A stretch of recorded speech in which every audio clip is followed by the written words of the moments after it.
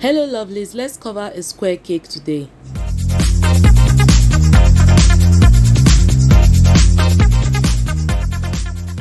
Alright, so let's get into business. So you'll be needing a smoother, a tape measure, a pizza cutter, a knife, and a rolling pin. So first I am needing my fondant. I have just put some icing sugar to my table because I don't want my fondant to stick to the table. Okay, so we are going to be starting with the top. So I am rolling my fondant in a square shape. Always try to roll your fondant in the way that you are going to cover your cake. So mine is a square, so I'm rolling it in the form of a square, and then I'm going to be measuring it and put the first one at the top of the cake. Subsequently, I'm going to be measuring it, and then I'm going to be putting it on the sides of each square. So let's get started. In case you don't know how to trim and crumb coat a square cake, you should check my previous video. I have the link in the description box below. You should go there first and watch that before you come back here. Meanwhile, if this is your first time of being on my channel and you like what you're seeing, please look below and click on the subscribe button. Also, do not forget to click on the notification bell so that you know when we post awesome videos like this.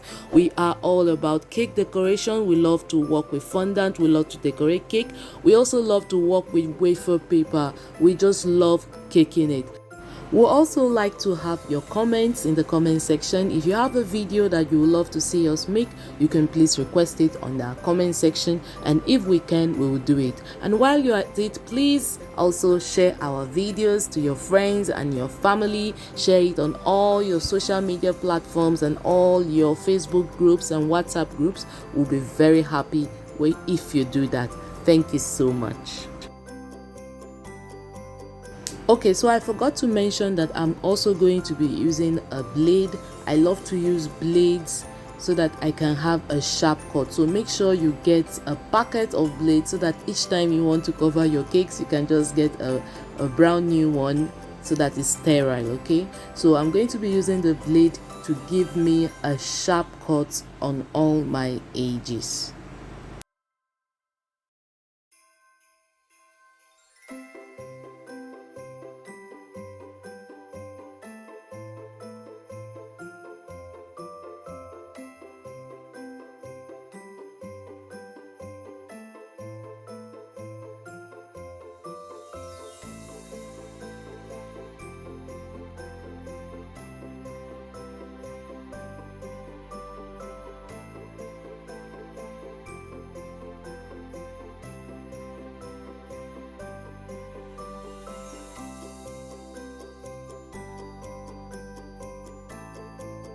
So now we'll be paneling the sides of our cake. So as usual, you roll your fondant and then you measure it and then you cut it according to the size. But unfortunately, as I was doing this, I forgot that I was doing the size, and I kept measuring it just the way I measured for the top of my cake.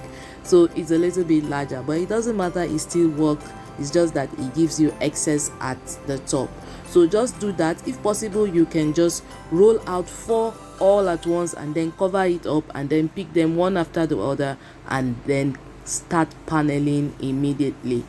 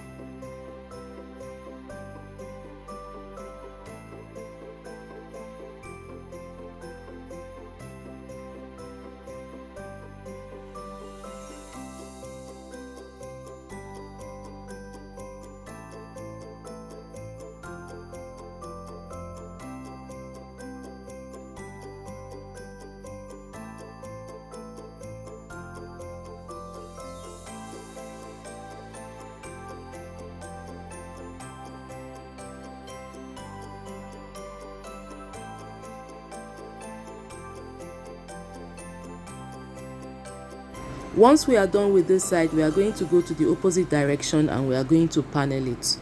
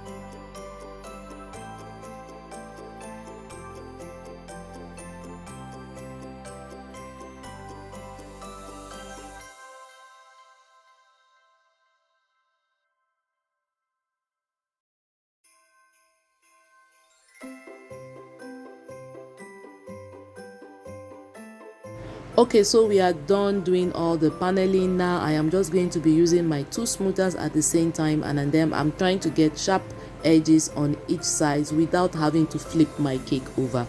You can also flip your cake over to do this, but I prefer to do it just this way.